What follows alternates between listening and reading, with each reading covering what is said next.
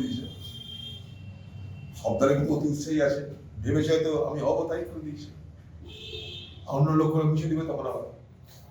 দেখুন, প্রথমত কথা হচ্ছে এই বহরমপুর শহরে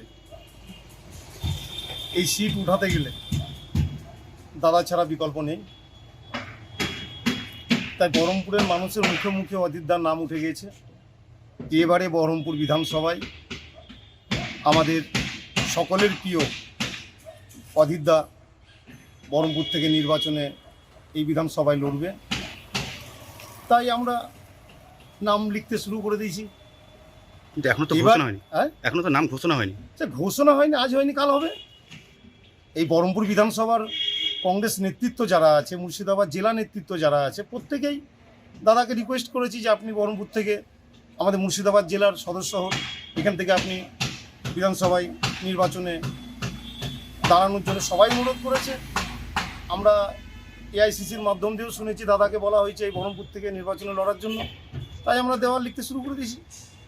আবার এখানে কি মনে হচ্ছে ফলাফল কি হতে পারে? 2024-এর লোকসভাতে তো তিনি পরাজিত হয়েছিলেন।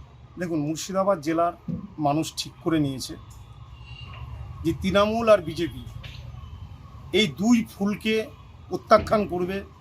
এই মুর্শিদাবাদ জেলার মানুষ এটা সিদ্ধান্ত নিয়ে ফেলেছে।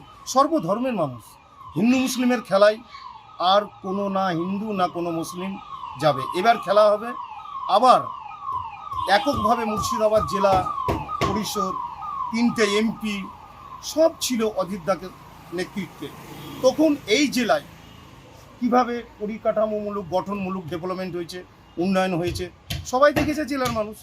তাই ভাঁওতাবাজিতে এই হিন্দু মুসলিম এই সব আবেগে না গিয়ে মুর্শিদাবাদ জেলার মানুষ এবার সিদ্ধান্ত নিয়েছে দুই ফুলকেই এই জেলা থেকে প্রত্যাখ্যান করবে।